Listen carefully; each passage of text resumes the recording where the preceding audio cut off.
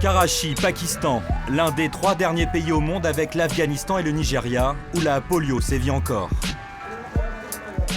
Campagne de vaccination dans un des quartiers de la capitale économique pakistanaise. Rentre celui-ci et prends l'autre. D'accord, je vais le prendre dans mes bras.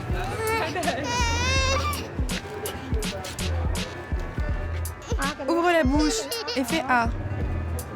Dans tout le pays, 34 millions d'enfants de moins de 5 ans doivent être vaccinés.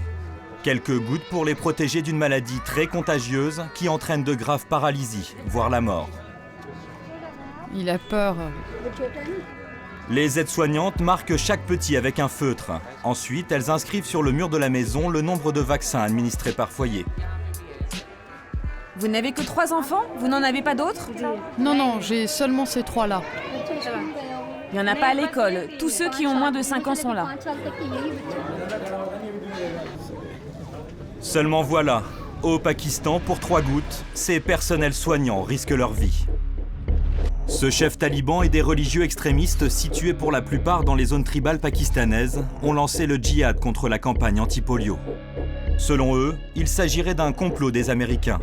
Le vaccin contiendrait du porc ou encore rendrait les enfants stériles. Les équipes de vaccination sont désormais dans le viseur des terroristes. Des menaces aux actes. Décembre dernier, 9 agents de santé sont assassinés dans des attaques coordonnées à Karachi et Peshawar. Des hommes à moto ont ouvert le feu sur les infirmières.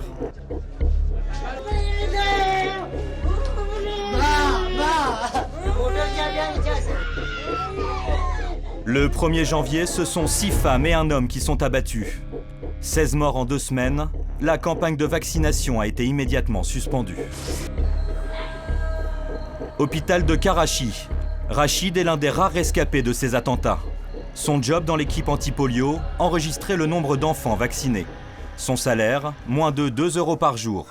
En prime pour le 18 décembre, 5 balles dans le corps. C'est arrivé tout d'un coup. J'étais en train de noter sur le mur et soudain j'ai entendu des coups de feu. J'ai voulu aller voir ce qui se passait, c'est là que j'ai reçu des balles. Je crois que la première balle a touché l'infirmière, c'est elle qu'il voulait tuer. Après j'ai reçu une autre balle. J'ai touché mon nez, j'ai vu que je saignais. J'ai avancé, j'ai reçu d'autres balles qui ont touché ma main, mon épaule et mes jambes. Et là je suis tombé sur le sol. La balle est rentrée par mon nez et elle est ressortie par là. Rachid est ici depuis plus d'1 mois et ne sait toujours pas quand il sortira. T'es protégé à l'hôpital? Il y a des policiers avec moi en permanence. Ici devant ta chambre? Oui, mais là ils sont partis faire la prière. D'habitude ils sont là le jour et la nuit. Une sécurité maximum car les talibans ne comptent pas relâcher la pression. Ils sont persuadés que cette opération anti-polio est un coup de la CIA. Pour preuve, ils invoquent cet homme, le docteur Afridi, un agent infiltré qui, sous couvert d'une fausse campagne de vaccination, traquait Ben Laden dans la région d'Abbottabad. L'objectif, faire des prélèvements d'ADN pour tenter d'identifier les enfants du chef d'Al-Qaïda. Le docteur Afridi a été condamné à 33 ans de prison par la justice pakistanaise. Selon les autorités d'Islamabad, cette manipulation organisée par les Américains s'avère aujourd'hui mortelle. Ça a été vraiment malheureux, vraiment très maladroit. Nous n'arrivons toujours pas à comprendre comment la CIA a pu utiliser la santé et l'immunisation de nos enfants comme couverture. Ils ont utilisé ça pour couvrir leur traque de Ben Laden. Ils n'ont pas réfléchi. Est-ce que leur ministre de la Défense et la CIA ont pensé que ça allait porter préjudice aux enfants du Pakistan, que ça allait entraîner des réactions agressives? Malheureusement, aujourd'hui, c'est à nous de gérer ces réactions violentes. En effet, sur le terrain, les infirmières jonglent entre le danger des talibans et les refus d'une population de plus en plus réticente. Farhat en est une victime quotidienne. Par peur d'être reconnue et donc abattue, elle souhaite rester anonyme. Certaines personnes évoquent la traque de Ben Laden lors des vaccinations. Ils ont peur que ce soit encore de l'espionnage. Les gens pensent que c'est la CIA. Parce qu'on ne fait pas que le vaccin, on pose aussi des dizaines de questions. Mariés ou pas? Nombre d'enfants? Y a-t-il des invités dans la maison? Et si quelqu'un refuse le vaccin, on doit aussi poser des questions plus personnelles. Malgré les risques, les autorités ont relancé mi-janvier la campagne. Mais cette fois-ci en toute discrétion. Vas-y, passe devant. Afzal Zaidi est l'un des préfets de Karachi. Il est responsable de la vaccination sur l'ensemble de son district. Nous avons changé de stratégie. Nous ne voulons pas que les talibans aient une nouvelle chance. Nous avons fourni le maximum de sécurité à nos équipes. C'est donc une campagne secrète. Vous faites maintenant profil bas. Pas secrète parce que c'est un travail public, mais en effet c'est une campagne discrète. Nous ne faisons plus de campagne dans les médias ou de choses comme ça. On travaille dans le silence. Désormais la consigne, escorter chaque équipe d'hommes armés. Nous partons à la rencontre des aides-soignantes déployées dans un quartier populaire. Pour l'instant, 3 policiers nous accompagnent.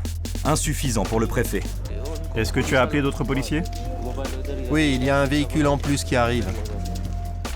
Même dans cette zone réputée tranquille, le risque d'attaque contre les équipes de vaccination est à tous les coins de rue. Avant l'arrivée des renforts, la tension monte rapidement d'un cran. Passez par là, c'est juste à côté. C'est plus court par là, c'est à 3 rues. Mais non, ce n'est pas raisonnable. C'est dangereux de passer par là. Docteur, s'il vous plaît, appelez vos équipes à un seul endroit. Je ne veux pas rester ici trop longtemps. Finalement, 8 policiers sécuriseront le parcours des infirmières et du préfet. Allez, recule, reste sur le côté. S'il te plaît, laisse-moi passer. Plus tard, pour l'instant, tu bouges pas. Comment ça se passe? Ça va très bien, monsieur. Il y a juste certaines personnes qui n'étaient pas là. Combien n'étaient pas là? 10, 12. Il y a eu des refus? Ici, dans ce quartier, pas de refus. J'en ai pas eu. Globalement, ici, la propagande anti-vaccin des talibans n'a pas été entendue. En revanche, ils ont réussi une chose, terroriser le personnel médical, malgré la sécurité. Comment ça se passe depuis les attaques? C'est beaucoup plus compliqué. Certaines filles refusent de venir travailler. Est-ce que vous avez peur? Oui, d'habitude j'ai peur. Aujourd'hui, j'ai eu plus de sécurité, donc avec mon équipe, on a bien travaillé. Mais vous savez, dans ces petits quartiers, n'importe quoi peut arriver à n'importe quel moment. Dans certaines zones réputées trop dangereuses, la campagne n'a pas pu reprendre. En 2012, au Pakistan, seuls 58 cas de polio ont été diagnostiqués, contre 198 en 2011. Mais dans ces conditions d'insécurité, l'éradication totale de la maladie risque de prendre beaucoup de retard.